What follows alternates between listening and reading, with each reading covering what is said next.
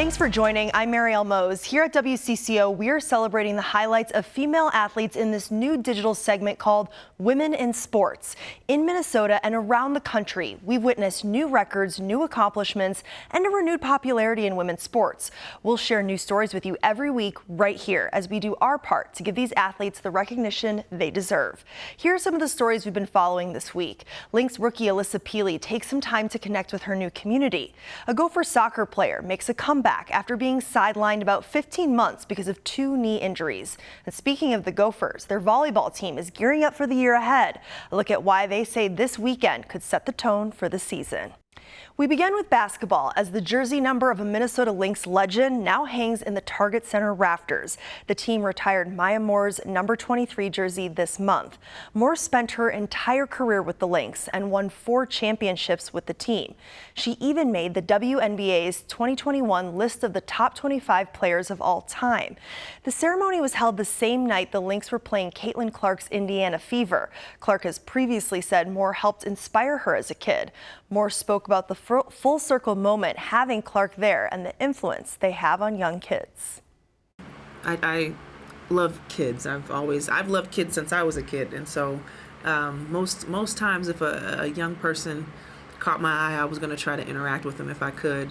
I probably have more memories of me being Caitlin's age, you know, as a 10-year-old and hugging a Cynthia Cooper or a Cheryl Swoops. So it's just really, really cool to think about one of those little girls became Caitlin Clark. So I think it just goes to show you, when you just do your best to be in the moment and treat people with kindness and just be present when you can, it really makes a big difference. And looking at the type of person and leader that she can be with people was influenced by something that I did, and she can do the same for another little girl, little boy. It's just encouraging. Speaking about the Lynx, they have clinched their way to the playoffs. Mike Max and I got a chance to speak with Natisha Heidemann and Alissa Pili at the Minnesota State Fair. We take every game as like a playoff game now. That's how we look at it. So just going into each game with that mentality, getting us prepared for what's to come. And Alissa, you guys are breaking records this season. You've had a couple sold-out games, selling out the Upper Bowl. What's this rookie season been like for you? It's been amazing to just kind of have a front row to all this greatness, and this team is just really fun to be around. And I mean, everybody on our staff, the whole program, honestly, extended staff, everybody is so fun to be around. So I've been having fun my rookie season.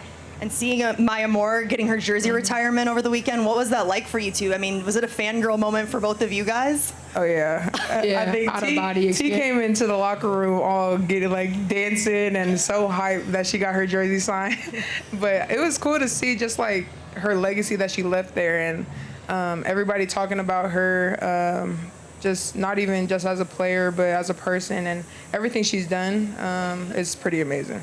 Pretty amazing. It's right. You know, Nafisa Collier's falling in that this year. She's an MVP candidate. But since the Olympic Games, she looks like she had another shot of confidence, T. Yeah, she's been going crazy. Man, she got to keep it rolling.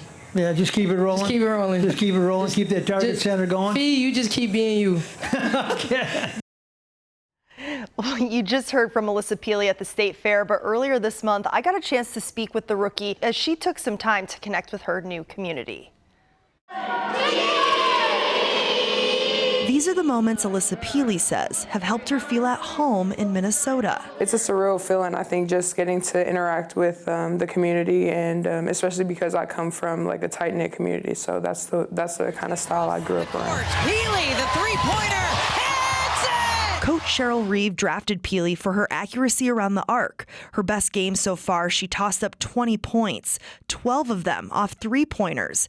But she has more goals for the second half of the season. The players in this league are a lot more physical and taller and things like that. My post game is something that I could be more aggressive on, or just like driving to the basket and things like that. Pili stands out not just for her skills, but who she represents. She's an Alaska native with Indigenous, Polynesian, and Samoan roots. Something she shares proudly through tattoo art on her right leg. It started off just kind of this flower down to my ankle, like just a small strip, and then I kind of just wanted it to stand out like as much as possible and just be different and represent like where I come from. Pili told me she's also proud she got to watch 3 of her teammates and head coach compete in the Paris Olympic Games. She says it's a reminder she's learning from the best. Talk about investing in the growth of women's sports. The Minnesota Aurora are selling more shares of their community team. The club's community ownership model currently has more than 3,000 owners, and they want to reach 10,000 owners to reflect the land of 10,000 lakes. You can buy in starting at $100. The team says the money will help fund Aurora's club operations. The team is the largest independent community-owned women's soccer team in the country. Now, in collegiate soccer, 2 serious injuries sidelined a Gopher for her freshman year, but that didn't stop her. Caroline Birdsell says the knee injuries, including an ACL tear, only made her stronger for her official Gopher debut this season in the home opener against Creighton. They won that game 2-1, both goals scored by Birdsell. In fact, the match helped her earn the recognition of Big Ten Freshman of the Week. Birdsell explained to me how much of an honor it is to be playing. It definitely was antsy to get out onto the field for sure after watching all last season, but just being, I'm just so happy. Like, I'm loving this. I'm on cloud 9. I love playing. You know, as a kid, I've always dreamed of that. Like, just being in the NCAA D1 Power 4. It's like a special moment that kids dream of. And, you know, just hearing my name like called in that starting 11, like it's a moment I'll never forget for that first time. It's like something I'll cherish for the rest of my life. And I'm so grateful to be part of this team. And, you know, I'm so grateful I have this opportunity to be here.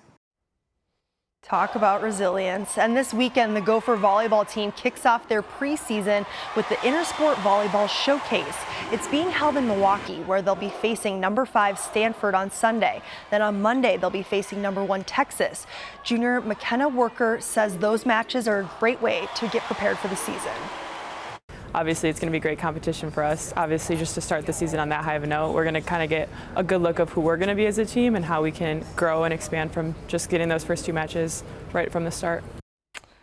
Good luck, Gophers, for an incredible fall season ahead. Thanks for watching this week's Women in Sports. We'll be back with more great stories next week. I'm Marielle Mose.